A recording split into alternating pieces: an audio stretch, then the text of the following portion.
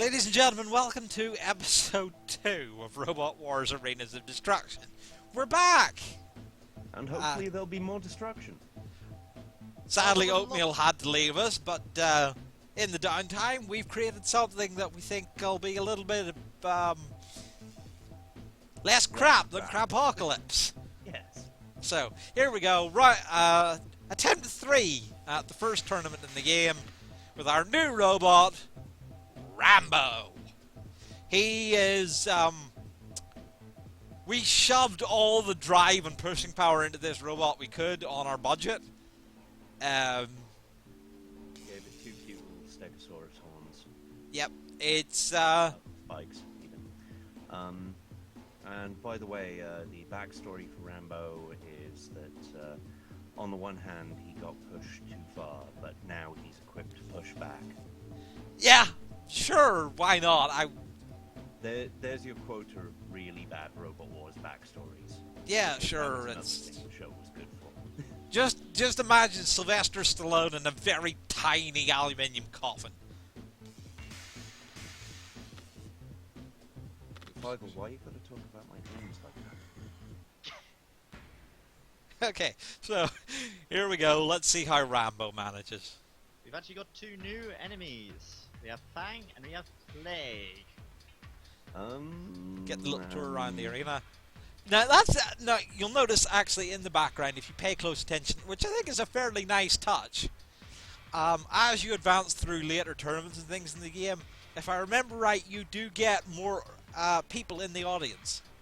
Because right now it's almost empty.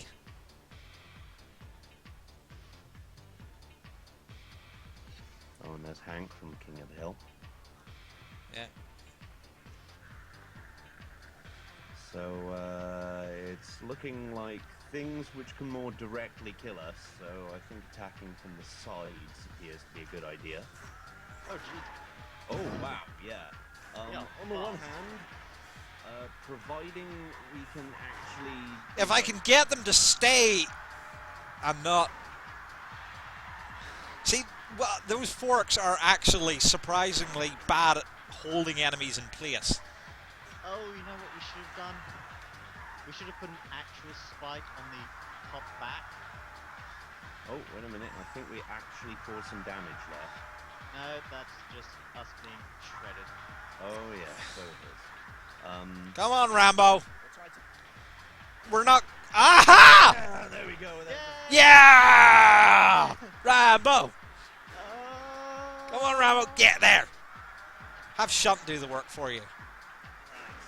That's like that is your best tactic in these early tournaments. Use the stage hazards. Because you can't spend enough on good weapons.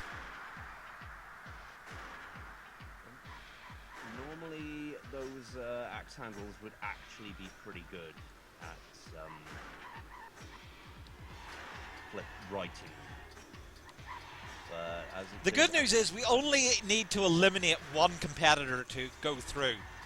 Oh, that's good. So Only it's not a last robot standing. It's first to be. what with Sergeant Bash and Sikill-a-Lot weighing in there? Yeah. Yeah. Okay, so that's you can see here. These if a match goes to the judges, this is what they judge on: damage, aggression, style, control. It's not very well modelled, but we go through. With style. So now you'll see the next mechanic. The damage you take does matter, as you're about to see. We have 20 minutes to try and carry out repairs. Now, you don't have to worry about your budget for this. Thankfully, it doesn't cost you anything. Yeah. Let's repair our armor first. Just saying. Yeah. This is actually a significant disadvantage of using scrappy things. They will start off damaged. Sometimes. Some will be more damaged than others. Yeah. So it won't be till the second round where we really show Rambo's Yeah. true Now power. we had just enough time there to carry out repairs. If you take 100% damage in a category, it takes a full 10 minutes to repair, and you have a 20-minute time budget. So, on to the next round. Rambo versus Fang. Fang was, I believe, the... Who we just now this is a bit of a fault in the matchmaking. Normally you're not supposed to fight the same robot immediately after. It's supposed to get staggered, but That's okay. We'll just flip him and, you know, be on our way. I'm pretty sure if we get him from the side. yeah, Rambo, he's a bit sluggish on the acceleration here. A little bit difficult to... Oh, that was close. Yeah. Very close. Yeah. And, again, be very glad I turned Jonathan Pierce off for this, because otherwise you would be hearing him talking about how it's very hard to punch through Kevlar armor, or aluminium's not offering much protection here. Over and over and over and over. And we are actually doing some damage here. Yeah. We're using the Oh, there we go. We just pried the front plates off. we're basically right now we are basically extremely low budget Panic Attack. We are. With the little lifting forks and the ramming power, we are pretty much Panic Attack. Panic Attack, for those who don't know, were the champions of Series 2 of Robot Wars, and went on to be a serious competitor in pretty much all the further series. And they basically operated on having a fairly...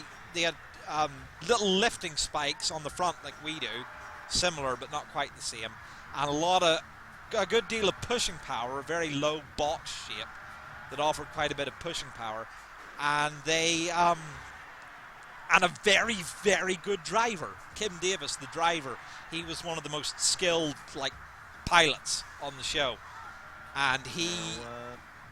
One thing you may be noting here is that we've also taken some damage. Yeah, quite. The claw doesn't appear to have collided. Yeah. It is actually colliding. Yeah. And it's just, he can turn just about as well as I can. It's very hard to get him into... Oh, there we go. Oh! Oh, I think we See, I damaged have to the be very wheels. careful for it's very easy for me to drive right under him. And then I would go in and be disqualified. Because that's the pit right there. The pit opens up as the battle goes on. It doesn't start opened up. You have to, after a certain amount of time, I think, or some sort of trigger. I think in this series, it's just... Got him! There we go. Woo! He has no way to get back on his feet. Yeah, he has a very important concept in Robot Wars is the Streamec self-righting mechanism, which lets you flip your robot back over if you... It was pioneered in the Second Wars by Rex Garrett with Cassius. And for those who don't know, Rex Garrett, very great sportsman, great innovator in Robot Wars, was also the man who created Brum. He was an old fixture of children's television in the UK. Qualified, woo! Yay. Yeah. Fun facts. Cassius was actually the finalist in Season 2. Yep, they lost to Panic Attack. Because Rex Garrett, genius though he is a crap driver. Yeah, genius that he was. Absolutely terrible driver. He retired after Season 3 because he felt the show wasn't taking health and safety standards seriously enough. Which was quite true because there were several incidents of people getting injured by the robots. Mm-hmm. And that's not even to go into the Max fixing. Match! Words, David! Okay. Bring the armor, prepare the weapons. Plenty of time this round to get going. Yeah, we did pretty good that round. Yeah. Well, it's much easier one-on-one Yep. than it is to... So, The free-for-alls. Yeah. Because The- the AI tends to pair up against you. Yeah.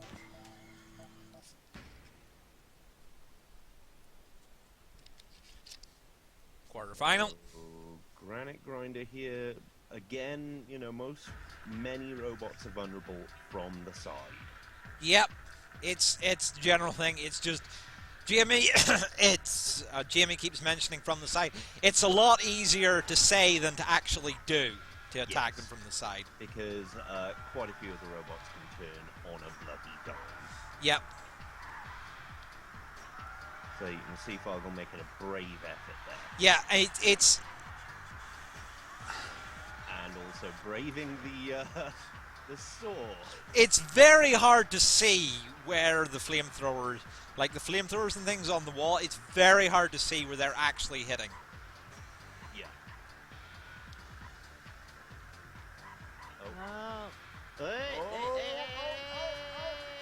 Get away from me. Get away. See, again, cannot self-right. Not enough power and angle in that axe for them to self-right. So we'll get away with some armor damage. I mean, if this was actually on the show, this kind of armor damage would be absolutely catastrophic.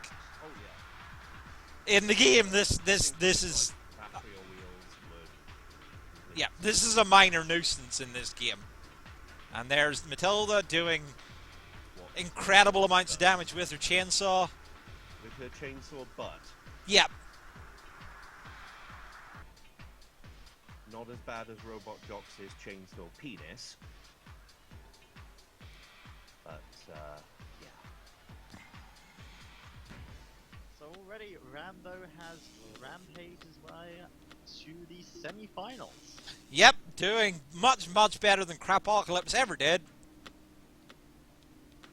Well, to be fair to Crapocalypse, he didn't actually have a controller for the first 2 attempts. 1.5. Rambo versus the Axe Master. Again, another robot. If you look, if we flip him over, that'll be the end of it. Yep. If we can manage to do that. Come on, Rambo. Come on. Come on. Oh, that axe. Also them steg spikes. You're lifting the wrong way. Yeah, it's Going at him arse first. it's easier said than done, Jamie. This game, you might be surprised, it doesn't control great. No, I'm not surprised at all, actually. Oh, so much damage. Amused, but not surprised.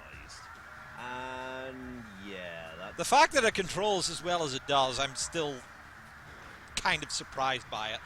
Attacking Sergeant Bash is possibly one of the last mistakes you'll ever make. Oh, no, come on, it's Bash. He's not the dangerous one.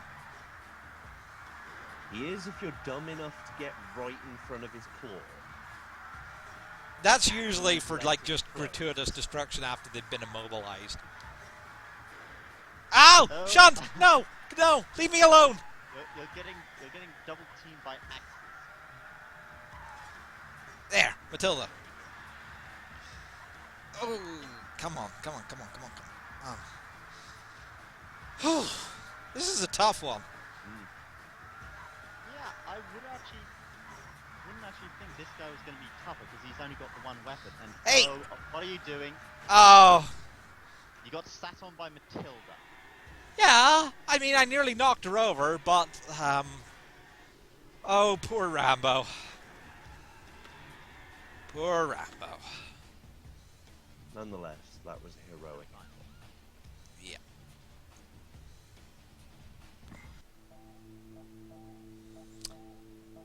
And that's it for Rambo. And that's it, I think, for this episode. We'll be back next time with another attempt and yet another robot. So, see you then, everybody.